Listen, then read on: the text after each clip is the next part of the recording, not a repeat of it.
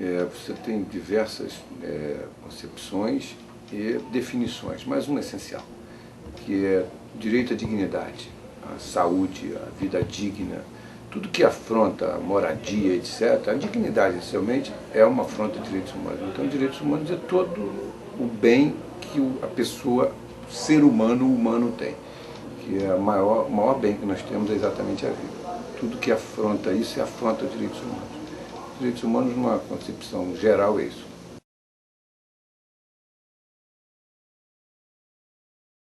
No Brasil, agora, vamos fazer 60 anos da Declaração Universal de Direitos Humanos. Se a gente começar a ler cada um dos artigos, nós vamos ver em cada um deles violações frontais e grosseiras mesmo aos direitos humanos. Eu acho que nós retrocedemos muito nessa questão de direitos humanos. Nós tínhamos algumas garantias quando o Brasil passa a ser signatário da Declaração Universal, que eram respeitadas.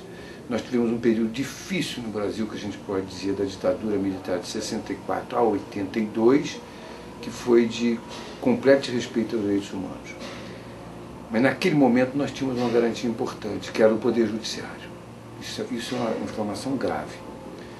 O Poder Judiciário, de certa maneira, inibia a ação da ilegalidade. Se alguém era preso ilegalmente, se alguém sofria tortura, de certa maneira, dentro do possível, o Poder Judiciário tentava coibir isso.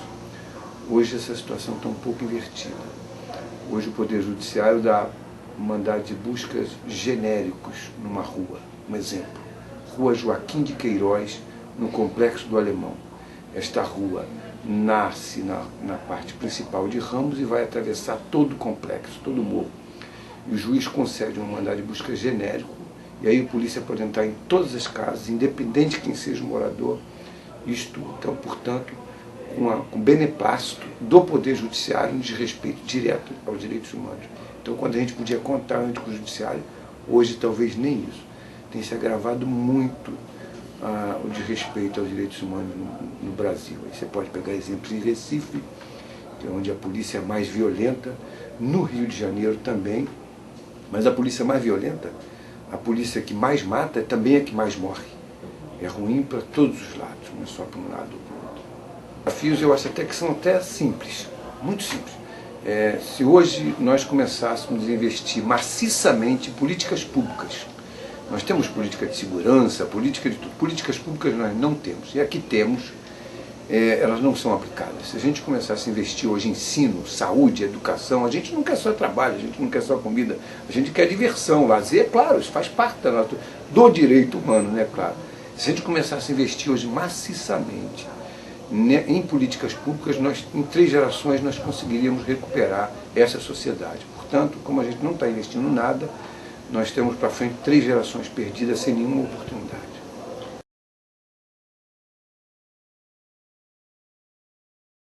Eu vou usar uma reflexão anterior, uma frase anterior à declaração, quando o Brasil passa a ser signatário. A lei, isso é uma frase de Rui Barbosa, a lei que não protege o meu inimigo não me serve.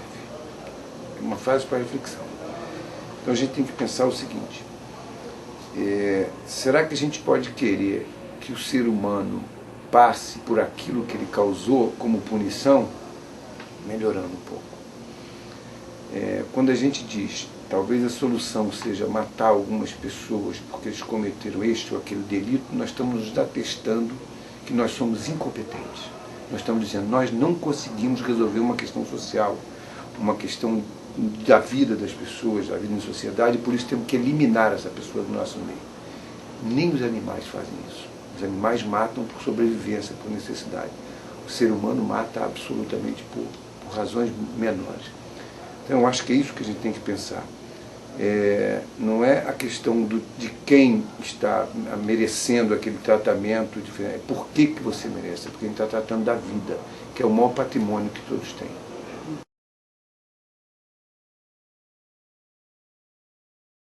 Porque as políticas de governo de todos sempre foram levadas dessa forma. A gente tem que resolver a questão dos direitos humanos e da violência pela militarização, com a violência, e quando a gente já viu que não resolve. E o número é simples. Hoje, os jornais indicam um número de mortos jovens no país. É um número enorme. Nós somos um dos países que mais matamos os nossos jovens. Se nós formos para as prisões, nós temos uma idade média de 23 anos. É muito baixo. Mas não é porque era para ser menor esse número, porque os jovens que estão no crime, eles morreram no meio do caminho, por isso não foram para a prisão. Ou é morte, ou é a prisão. Essa ideia de que você vai resolver essa questão da violência, etc., até para melhorar a questão de direitos humanos, tem que ser com investimento na polícia, é um equívoco. Então é por isso, é simples. Nós temos frases aí recentes dizendo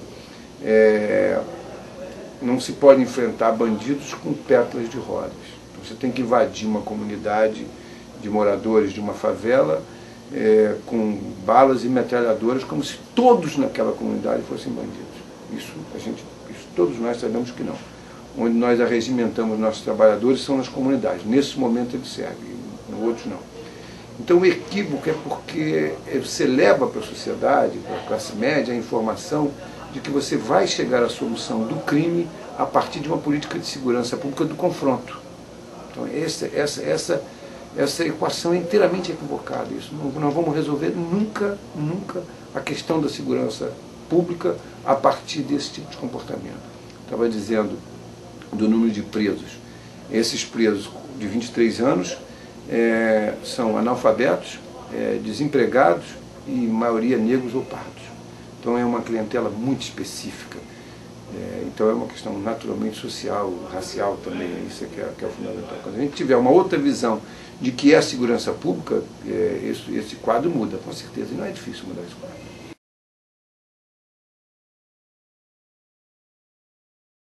Posso citar exemplos de organizações não governamentais. Um exemplo clássico. Você tem o grupo Raízes, que faz um trabalho no Complexo do Alemão, são moradores da comunidade, e muito interessante, porque o que acontece com esses jovens, por exemplo? O tempo ocioso na vida deles é enorme, é de 24 horas. Ele não tem escola, a família está desestruturada, o núcleo familiar concentra-se na mãe, porque os pais, por razões diversas, não participam, deixam de existir. Esse núcleo, a mãe também trabalha para tomar conta dos filhos dos outros, né, dos nossos filhos, ela abandona os seus filhos em casa.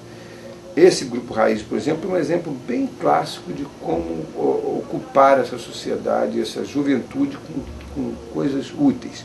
Você tem o Afro-Reg, que tem uma função importante também, muito importante. Tem com críticas aqui ou acolá, isso não importa. Eu acho que eles têm uma função importante também na ocupação, não é ocupação por ocupar, mas de dar instrução, de dar chances ao artista, de dar chances quando o grafite deixa de ser pichação. Tem muitos exemplos que podem ser dados, mas eu me recordo assim, imediatamente dos dois que são mais significativos. No Brasil inteiro nós temos entidades com este foco, mas é muito pouco. Pouco porque o número que nós temos de crianças e jovens ociosos, né, com necessidades primárias mesmo, é muito maior do que se pode atender. Muito maior. Tem que ter uma ação governamental mesmo, essa é a saída que ele tem.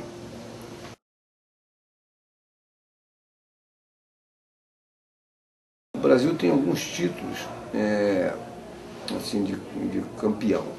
Então, assim, campeão mundial de futebol, campeão mundial de mortalidade infantil, campeão mundial de acidente de trabalho e de violações aos direitos humanos hoje.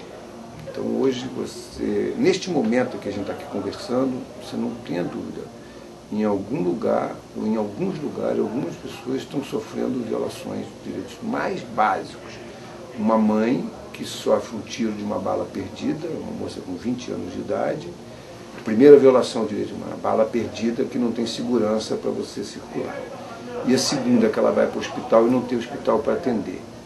Então, circulou por 3 hospitais e circula por outros tantos e não vai ter o atendimento adequado, isso é fato. Essas violações, elas são permanentes. Então, o que eu estou dizendo, neste exato momento, a gente tem inúmeras violações. E o que a gente precisa fazer para isso?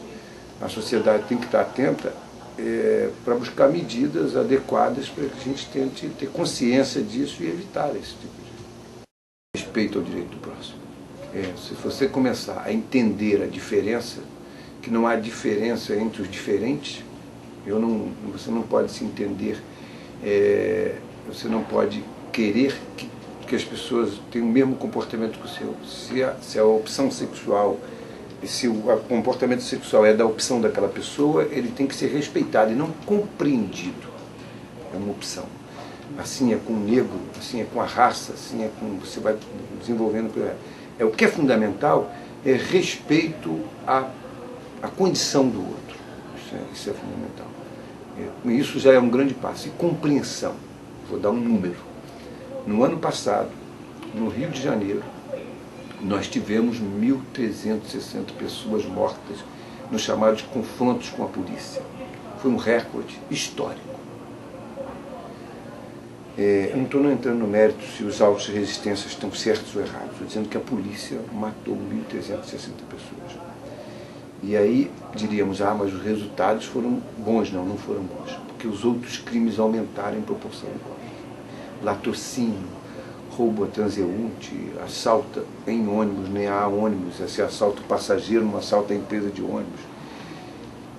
Esta política do confronto, para a gente entender que não está dando resultado, é de que está se matando muito, está se morrendo, a polícia também morre, e não tem nenhum resultado. Ao contrário, eu costumo chamar isso de máquina sangrenta e cara de enxugar gelo. Está se matando e não está diminuindo o crime. Nós precisamos achar outra forma. Essa que está aí não funcionou. E a gente não pode se enganar, achar que isso seja a solução.